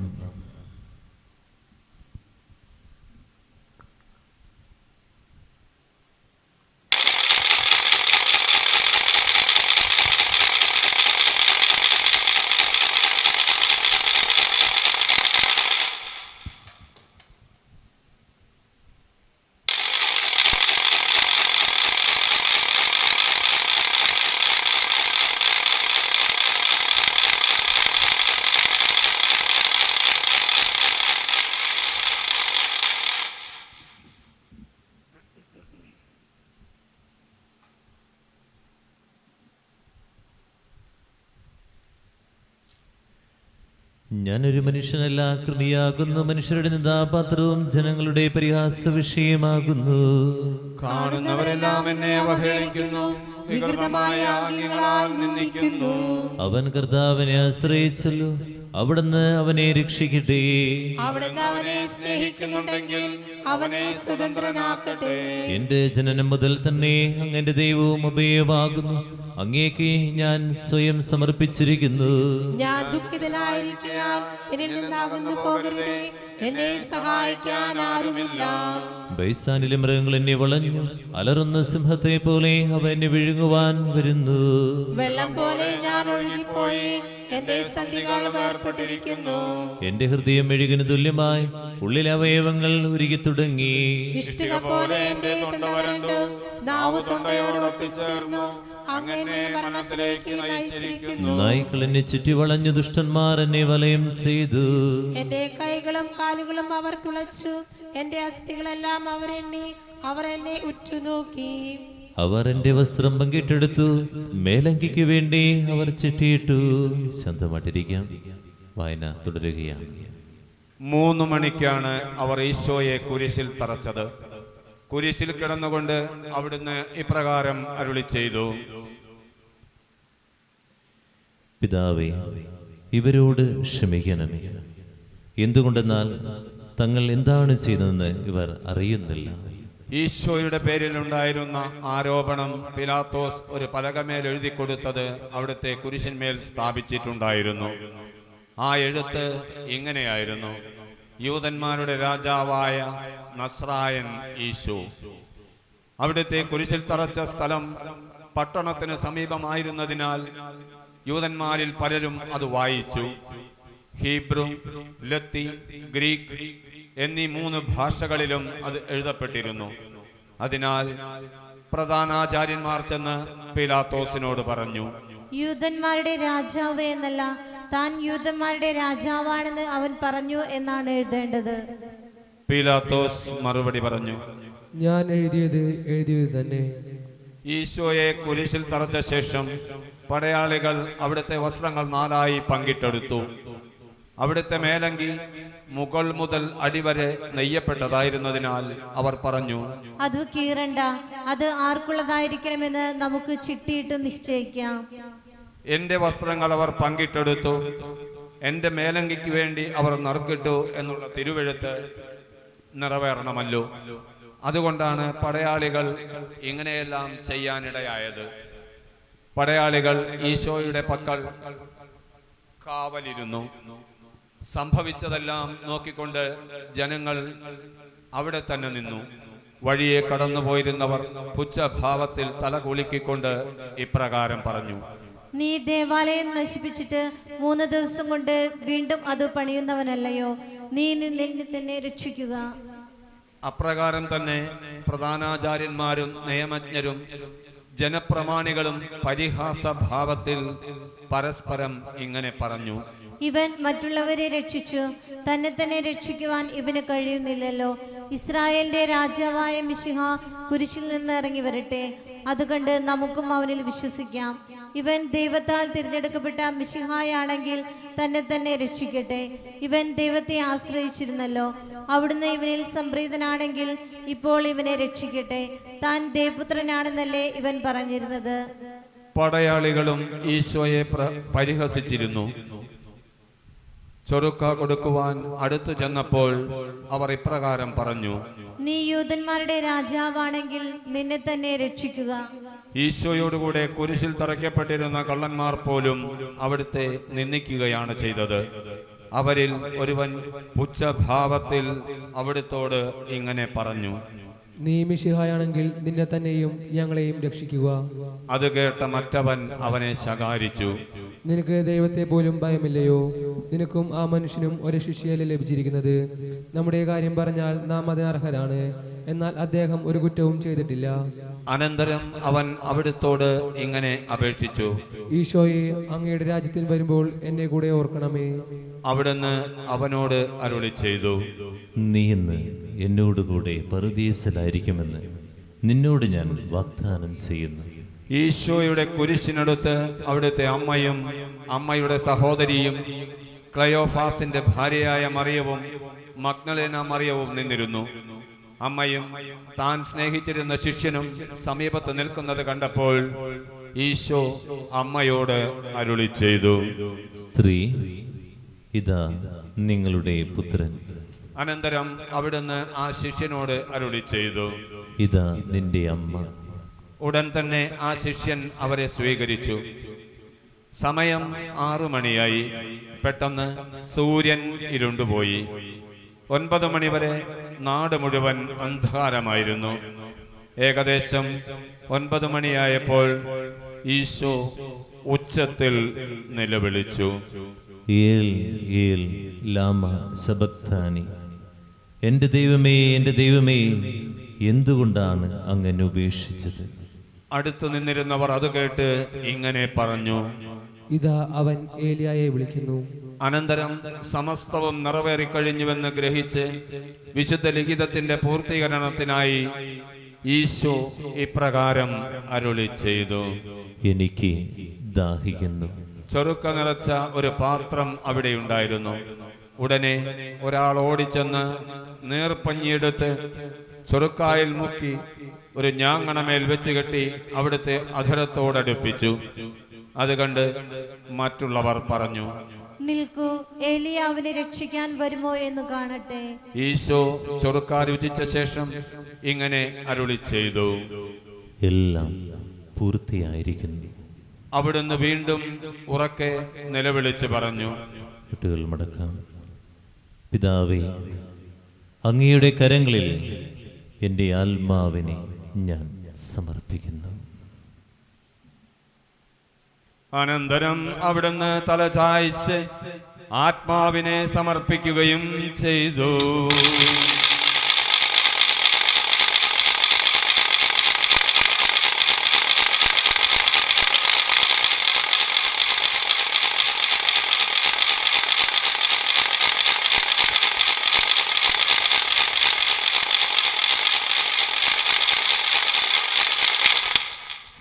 കുരിശിനാലേ ലോകമൊന്നായി വീണ്ടെടുത്ത താണു ഞങ്ങൾ വണങ്ങുന്നു ദിവ്യപാദങ്ങൾ. കുരിശിനാലെ ലോകമൊന്നായി വീണ്ടെടുത്തവനെ, താണു ഞങ്ങൾ വണങ്ങുന്നു ദിവ്യപാദങ്ങൾ. കുരിശിനാലെ ലോകമൊന്നായി വീണ്ടെടുത്തവനെ, താണു ഞങ്ങൾ വണങ്ങുന്നു ദിവ്യപാദങ്ങൾ. പ്രാർത്ഥനകൾ ചൊല്ലാം. നമുക്കെല്ലാവർക്കും മുട്ടുകുത്തി അനുതാപത്തോടും ശ്രദ്ധയോടും കൂടി ഞങ്ങളുടെ മേൽ കരുണയായിരിക്കണമെന്ന് അപേക്ഷിക്കാം. ഞങ്ങളുടെ മേൽ കരുണയായിരിക്കണമേ. അനുതാപത്തിന്റെ വഴിയിലേക്ക് പാപികളെ വിളിക്കാൻ വന്ന മിശിഹായെ, ഞങ്ങളുടെ മേൽ കരുണയായിരിക്കണമേ. തന്റെ മുറിവുകളാൽ ഞങ്ങളുടെ മുറിവുകൾ സുഖമാക്കുകയും തന്റെ മരണത്താൽ മരണത്തിന്മേൽ വിജയം വരിക്കുകയും ചെയ്ത ജീവിക്കുന്നവനായ മിശിഹായെ, ഞങ്ങളുടെ മേൽ കരുണയായിരിക്കണമേ. പീഡാനുഭവത്തിന്റെയും മരണത്തിന്റെയും വേളയിൽ സൂര്യചന്ദ്രന്മാർ മുഖം മറയ്ക്കുന്നതിനും സൃഷ്ടജാലങ്ങൾ വിലപിക്കുന്നതിനും ഇടയാക്കിയ മിശിഹായെ, ഞങ്ങളുടെ മേൽ കരുണയായിരിക്കണമേ. കുരിശുമരണത്താൽ സ്വർഗവാസികളെ സമാശ്വസിപ്പിക്കുകയും തന്നെ ക്രൂശിച്ചവരെ പോലും നാശത്തിൽ നിന്ന് രക്ഷിക്കുകയും ചെയ്ത മിശിഹായെ, ഞങ്ങളുടെ മേൽ കരുണയായിരിക്കണമേ. ഗാഗുൽത്ത മലയിലെ തന്റെ സമർപ്പണം വഴി ഞങ്ങളുടെ കടങ്ങൾക്ക് പരിഹാരം ചെയ്ത മിശിഹായെ, ഞങ്ങളുടെ മേൽ കരുണയായിരിക്കണമേ. മോശയെ പോലെ നയിക്കുന്നതിനും അഹ്റോനെ പോലെ പുരോഹിത ശുശ്രൂഷ ചെയ്യുന്നതിനും പത്രോസിനെ പോലെ അജപാലനം നിർവഹിക്കുന്നതിനും സഭ മുഴുവന്റെയും തലവനായ ലയോ 14 പാപ്പാക്കും ഞങ്ങളുടെ സഭയുടെ പിതാവും തലവനുമായ major archbishop Mar Raphael മെത്രാപോലിത്താക്കും ഞങ്ങളുടെ അതിരൂപത അധ്യക്ഷനായ മാർ ആൻഡ്രൂസ് മെത്രാപോലിത്താക്കും ഞങ്ങളുടെ പിതാവും മേലധ്യക്ഷനുമായ മാർ പോളി മെത്രാനും അവരുടെ സഹപ്രവർത്തകർക്കും വേണ്ടി സകലത്തിന്റെയും നാഥനായ ദൈവത്തോട് നമുക്ക് പ്രാർത്ഥിക്കാം. ആമേൻ. നമ്മുടെ പിതാക്കന്മാരും ഇടയന്മാരുമായ മെത്രാന്മാർ തങ്ങളുടെ വചനത്താലും പ്രവൃത്തിയാലും അജഗണങ്ങളെ നയിക്കുന്നതിനും ശത്രുക്കളിൽ നിന്ന് അവരെ രക്ഷിക്കുന്നതിനും വേണ്ടി സകലത്തിന്റെയും നാഥനായ ദൈവത്തോട് നമുക്ക് പ്രാർത്ഥിക്കാം. ആമേൻ. ഈ ലോകത്തിലെ വിധിയാളന്മാർ സത്യം തിരിച്ചറിയുന്നതിനും പ്രലോഭനങ്ങൾക്ക് വഴിപ്പെടാതെയും മുഖം നോക്കാതെയും നീതി നടത്തുന്നതിനും സകലത്തിന്റെയും നാഥനായ ദൈവത്തോട് നമുക്ക് പ്രാർത്ഥിക്കാം. ആമേൻ. ബന്ധിതർ മോചനം പ്രാപിച്ച ദൈവമക്കളുടെ സ്വാതന്ത്ര്യത്തിൽ വ്യാപരിക്കുന്നതിനു വേണ്ടി സകലത്തിന്റെയും നാഥനായ ദൈവത്തോട് നമുക്ക് പ്രാർത്ഥിക്കാം. ആമേൻ. നമുക്കെല്ലാവർക്കും നമ്മയും നാം ഓരോരുത്തരെയും പിതാവിനും പുത്രനും പരിശുദ്ധാത്മാവിനും സമർപ്പിക്കാം. ഞങ്ങളുടെ ദൈവമായ കർത്താവേ, അങ്ങേക്ക് ഞങ്ങൾ സമർപ്പിക്കുന്നു. നമുക്ക് പ്രാർത്ഥിക്കാം. സമാധാനം നമ്മോടുകൂടെ. കർത്താവേ, ബലവാനായ ദൈവമേ, അങ്ങയോട് ഞങ്ങൾ വിനയപൂർവ്വം പ്രാർത്ഥിക്കുന്നു. അങ്ങയുടെ കൃപാവരം ഞങ്ങളെ നിറയ്ക്കണമേ. ഞങ്ങളുടെ രക്ഷകനായ മിശിഹായുടെ സഹന ജീവിതത്തോടെ യോജിച്ചുകൊണ്ട് ക്ലേശങ്ങളും പീഡകളും സന്തോഷത്തോടെ സഹിക്കുന്നതിനും അങ്ങയുടെ ബലിജീവിതം തുടരുന്നതിനും ഞങ്ങളെ സിദ്ധരാക്കണമേ. യഥാർത്ഥമായ പ്രാർത്ഥനാ ചൈതന്യവും സഹോദര സ്നേഹവും ആത്മപരിത്യാഗം പുലർത്തിക്കൊണ്ട് ഞങ്ങളുടെ ജീവിതം മുഴുവൻ ഫലദായകമാകുവാൻ ഞങ്ങളെ സഹായിക്കുകയും ചെയ്യണമേ. പിതാവും പുത്രനും പരിശുദ്ധാത്മാവുമായ സർവേശ്വര എന്നേക്കും. യേശുനാഥ് എന്ന ഗീതം പാടി കർത്താവിനെ നമ്മുടെ ഹൃദയങ്ങളിലേക്ക് ക്ഷണിക്കാം, പ്രാർത്ഥിക്കാം. യേശുനാഥ,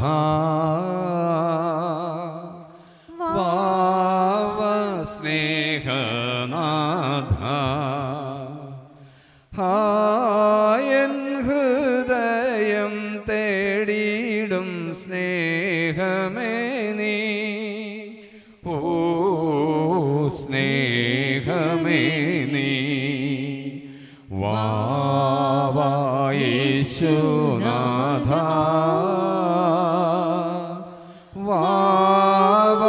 സ്നേഹനാഥ,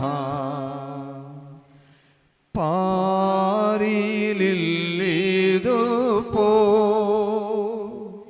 വാനിലില്ലിതു പോ, പാരിലില്ലിതു പോ വാനിലില്ലിതു പോ, നീയൊഴിഞ്ഞുള്ളോ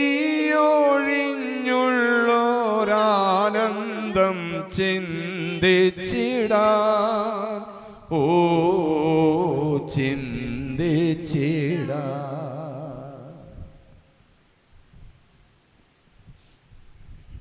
ഒരു നിമിഷം നമുക്ക് പ്രാർത്ഥിക്കാം. ചെയ്തു പോയിട്ടുള്ള എല്ലാ പാപങ്ങളും ഈ നിമിഷം കർത്താവിൻ്റെ സന്നിധിയിൽ ഏറ്റുപറയാം. കർത്താവ് അത്രയധികം നമ്മളെ സ്നേഹിച്ചിരിക്കുക, നമ്മുടെ കൂടെയാകാൻ, നമ്മുടെ ഒപ്പമാകാൻ, നിൻ്റെ എല്ലാമാകാൻ ദിവ്യകാരുണ്യമായി തീർന്നു. ആ കുരിശിൻ്റെ വഴിയിലുള്ള യാത്ര ഒന്നു മാത്രമേ കർത്താവ് ആഗ്രഹിച്ചുള്ളൂ, നിൻ്റെ ഹൃദയം. മറ്റൊന്നും കർത്താവ് ആഗ്രഹിക്കുന്നില്ല. എന്നിട്ടും കർത്താവിൽ നകന്നതാണോ നമ്മൾ നടക്കുന്നത് നമ്മൾ ചിന്തിക്കാം. പത്രോസിനെ പോലെ യുദാസിനെ പോലെ സ്വാർത്ഥ താല്പര്യങ്ങൾക്ക് വേണ്ടി ജീവിക്കുന്നവരാണ്. പിലാത്തോസിനെ പോലെ കൈ കഴുകിയവരാണ്. ജനക്കൂട്ടത്തെ പോലെ യേശുവിനെ പരിഹസിക്കുന്നവരാണ്. നമുക്ക് ആത്മശോധന ചെയ്യാം. ഓരോ പാപങ്ങളും ചെയ്യുമ്പോഴും നമ്മളതാണ് ചെയ്തുകൊണ്ടിരിക്കുന്നത്. മാപ്പ് ചോദിക്കാം കർത്താവിൻ്റെ സന്നിധിയിൽ. കണ്ണുനീരോടെ ഞാൻ ദൈവത്തെ പരിഹസിച്ച നിമിഷം, എനിക്ക് ദൈവത്തെ പ്രഘോഷിക്കാൻ പറ്റിയ അവസരം ദൈവം ഉപയോഗിക്കാതിരുന്ന നിമിഷം എല്ലാം ഏറ്റുപറയാം. മാപ്പ് ചോദിക്കുക. ദൈവമേ, എൻ്റെ കുടുംബത്തിൽ പ്രാർത്ഥന ചൊല്ലാത്ത നിമിഷങ്ങൾ നിരവധി ഉണ്ടായിട്ടുണ്ട്. അതുപോലെ മറ്റുള്ളവരെ ദൈവത്തെ കളിയാക്കിയപ്പോൾ അവരുടെ ഒപ്പം ഇരുന്ന് കളിയാക്കിയ നിമിഷം, പള്ളിമണി മുഴങ്ങിയപ്പോൾ ആ പ്രഘോഷം നടത്താതിരുന്ന നിമിഷം, എത്രയോ നിമിഷങ്ങൾ എൻ്റെ ജീവിതത്തിൽ ഞാൻ നിന്നെ അകന്നു പോയിട്ടുണ്ട്. നിന്നെ സ്വീകരിക്കാൻ എത്ര വിശുദ്ധ കുർബാനകളിൽ കടന്നു പോയിട്ടുണ്ട്. മാപ്പ് ചോദിക്കുക. നമ്മുടെ കർത്താവിശ്വമിശിഹായുടെ കൃപയും പിതാവായ ദൈവത്തിന്റെ സ്നേഹവും പരിശുദ്ധാത്മാവിന്റെ സഹവാസം എല്ലാവരുടെ കൂടെ ഉണ്ടായിരിക്കട്ടെ, ഇപ്പോഴും എപ്പോഴും എന്നേക്കും. ആമേൻ. നമ്മുടെ രക്ഷകന്റെ അമൂല്യമായ ശരീരരക്തങ്ങളുടെ രഹസ്യങ്ങളെ നമുക്ക് എല്ലാവർക്കും ഭക്തിയാദരങ്ങളോടെ സമീപിക്കാം. അനുതാപത്തിൽ നിന്നുളവാകുന്ന ശരണത്തോടെ അപരാധങ്ങളിൽ നിന്ന് പിന്തിരിഞ്ഞുകൊണ്ടും പാപങ്ങളെ കുറിച്ച് പശ്ചാത്തപിച്ചുകൊണ്ടും സഹോദരരുടെ തെറ്റുകൾ ക്ഷമിച്ചും കൊണ്ട് നമുക്ക് സകലത്തിന്റെയും നാഥനായ ദൈവത്തോട് കൃപയും പാപമോചനവും യാചിക്കുകയും ചെയ്യാം. കർത്താവേ, അങ്ങയുടെ ദാസരുടെ പാപങ്ങളും അപരാധങ്ങളും ക്ഷമിക്കണമേ. കർത്താവേ, ഇവ ഞങ്ങളുടെ ശരീരങ്ങളുടെ ഉയർപ്പിനും ആത്മാക്കളെ രക്ഷിക്കും കാരണമാകട്ടെ. കാരണമാകട്ടെ എന്നേക്കും. ആമേൻ. നമുക്ക് പ്രാർത്ഥിക്കാം. സമാധാനം നമ്മോടുകൂടെ. കർത്താവായ ദൈവമേ, കാരുണ്യപൂർവ്വം ഞങ്ങൾക്ക് നൽകിയ മനോവിശ്വാസത്തോടെ അങ്ങയുടെ സന്നിധിയിൽ എപ്പോഴും നിർമ്മല ഹൃദയരും പ്രസന്നവതരും നിഷ്കളങ്കരമായി വ്യാപരിക്കുവാൻ ഞങ്ങളെ യോഗ്യരാക്കണമേ.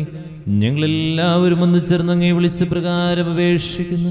സ്വർഗസ്ഥനായ ഞങ്ങളുടെ പിതാവേ, അങ്ങയുടെ നാമം പൂജിതമാകണമേ. അങ്ങയുടെ രാജ്യം വരണമേ. അങ്ങയുടെ തിരുമനസ്സ് സ്വർഗത്തിലെ പോലെ ഭൂമിയിലുമാകണമേ. ഞങ്ങൾക്ക് ആവശ്യമായ ആഹാരം ഇന്ന് ഞങ്ങൾക്ക് തരണമേ.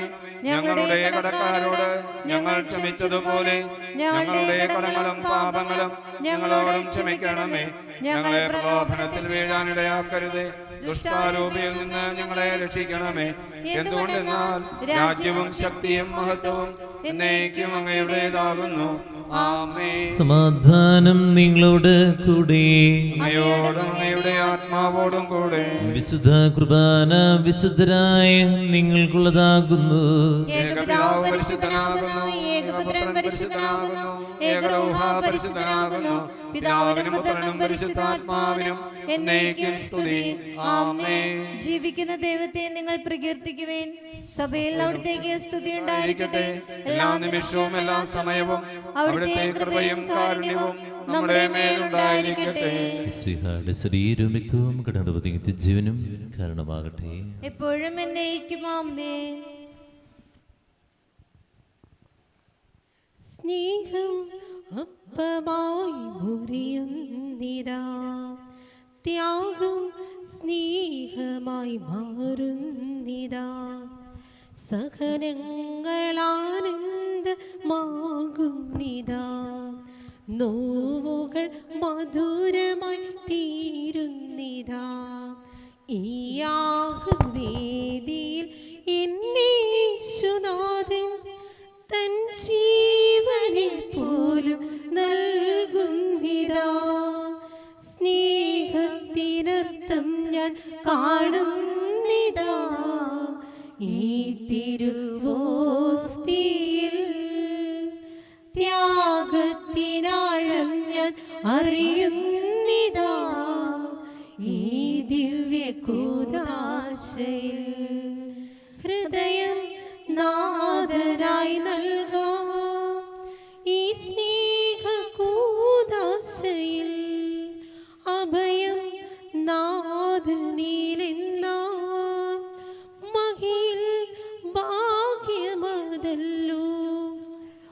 ഓരോ നിമിഷവുമിന്നിൽ സ്നേഹം തൂകിടും നാഥൻ, ആരും നൽകാത്ത സ്നേഹം നാഥൻ നൽകിയിടുന്നു. പരിശുദ്ധാത്മാവിന്റെ കൃപാവരത്താൽ സ്തുത്യർഹവും പരിശുദ്ധവും ജീവദായകവും ദൈവികമായ രഹസ്യങ്ങളെ സമീപിച്ച് ഇവയിൽ പങ്കുകൊള്ളുവാൻ യോഗ്യരാക്കപ്പെട്ട നമുക്കെല്ലാവർക്കും ഇവയുടെ ദാതാവായ ദൈവത്തിന് സ്തുതിയും കൃതജ്ഞതയും സമർപ്പിക്കാം. നമുക്ക് പ്രാർത്ഥിക്കാം. സമാധാനം നമ്മോടുകൂടെ. നമുക്കെല്ലാവർക്കും എഴുന്നേറ്റ് നിൽക്കാം. വിശുദ്ധ യോഹന്നാൻ അറിയിച്ച നമ്മുടെ കർത്താവ് മിശിഹായുടെ പരിശുദ്ധ സുവിശേഷം നമ്മുടെ കർത്താവായ മിശിഹായ്ക്ക് സ്തുതി. അധ്യായം 19, 31 മുതൽ 42 വരെയുള്ള വാക്യങ്ങൾ. അത് സാബത്തിനുള്ള ഒരുക്കത്തിന്റെ ദിവസമായിരുന്നു. ആ സാബത്ത് ഒരു വലിയ ദിവസമായിരുന്നു. സാബത്തിൽ ശരീരങ്ങൾ കുരിശിൽ കിടക്കാതിരിക്കാൻ, അവരുടെ കാലുകൾ തകർക്കാനും അവർ നീക്കം ചെയ്യാനും യഹൂദർ പിലാത്തോസിനോട് ആവശ്യപ്പെട്ടു. അതിനാൽ പടയാളികൾ വന്ന് അവനോട് കൂടെ ക്രൂശിക്കപ്പെട്ടിരിക്കുന്ന 2 പേരുടെയും കാലുകൾ തകർത്തു. അവർ യേശുവിനെ സമീപിച്ചപ്പോൾ അവൻ മരിച്ചു കഴിഞ്ഞെന്ന് കാണുകയാൽ അവൻ്റെ കാലുകൾ തകർത്തില്ല. എന്നാൽ പടയാളികൾ ഒരുവൻ അവൻ്റെ പാർശ്വത്തിൽ കുന്തം കൊണ്ട് കുത്തി. ഉടനെ അതിൽ നിന്ന് രക്തവും വെള്ളവും പുറപ്പെട്ടു. അത് കണ്ടയാൾ തന്നെ സാക്ഷ്യപ്പെടുത്തിയിരുന്നു. അവൻ്റെ സാക്ഷ്യം സത്യവുമാണ്.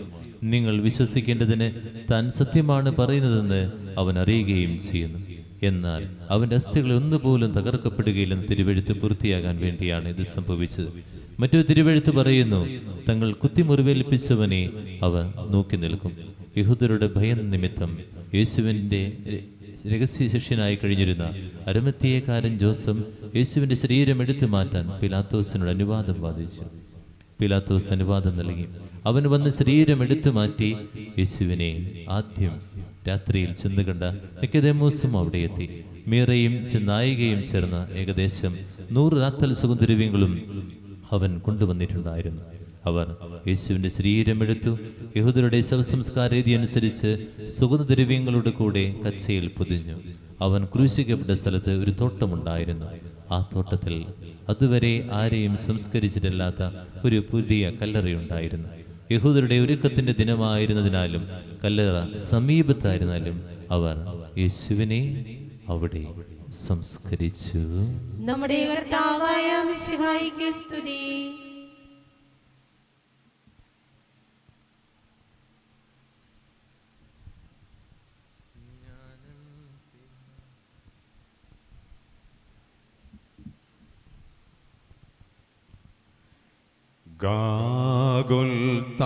ഗാഗുൽത്താമലയിൽ നിന്നും